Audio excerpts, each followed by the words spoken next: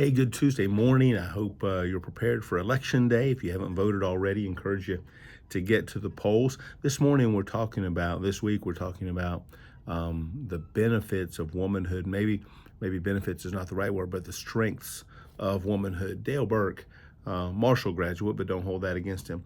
Burke wrote a book called Different by Design that points out many of the differences between men and women and how we can mutually appreciate the way God has made the other.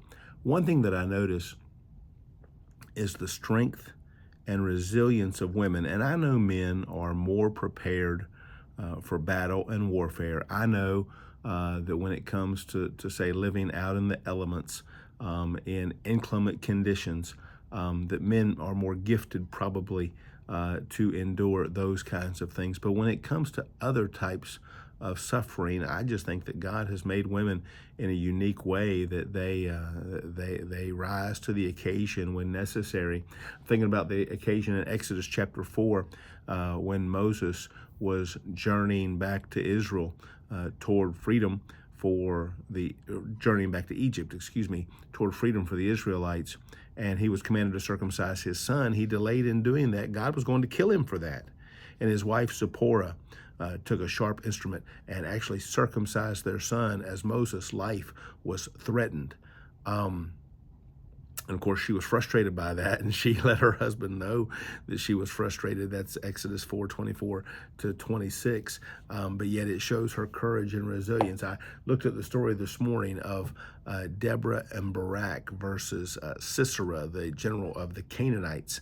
And he went to the tent of a woman named Jael.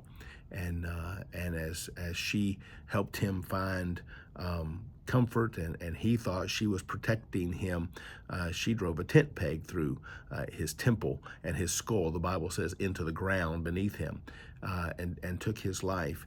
And so we find women rising to the occasion. One unfortunate reality is the presence of infidelity, indiscretion, adultery in the lives of married people.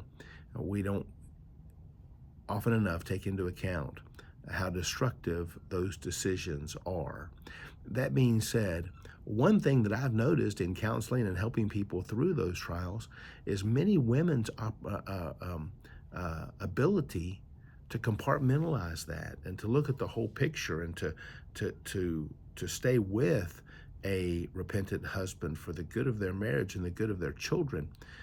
Whereas in men, what I've so frequently seen is the fragile male ego present, where he doesn't get over those things so easily, and he struggles. I talked to someone just in the last few months who said, I struggle every day with those memories and that situation and all of that, in spite of current conditions.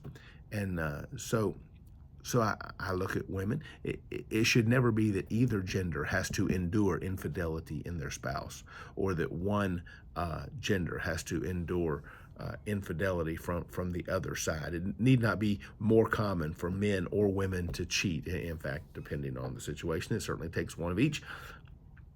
But it shouldn't be something that we have to just accept as well. That's a fact of life, or the way it is. But we can appreciate the fact that many women have endured that kind of hardship, and they've dealt with it, and they've put it aside, and they've moved forward.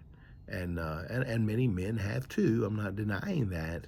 But in my counseling and my talking to people, it seems that men struggle more with having that ability and having that inner strength to move on.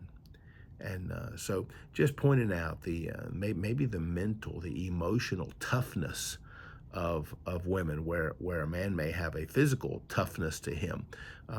Women have that ability to maybe absorb pain, absorb mistreatment, and deal with it maybe in a healthier way than some men do. But nevertheless, we're thankful for the ladies in our lives. We're thankful for all that they have endured, and all that they've tolerated, and all that they've overcome for the good of their families. Hey, have a great Tuesday, this election day. Pray for our country. Pray that God will get glory this election day. And I trust that you'll have a great Tuesday, all for his glory. God bless.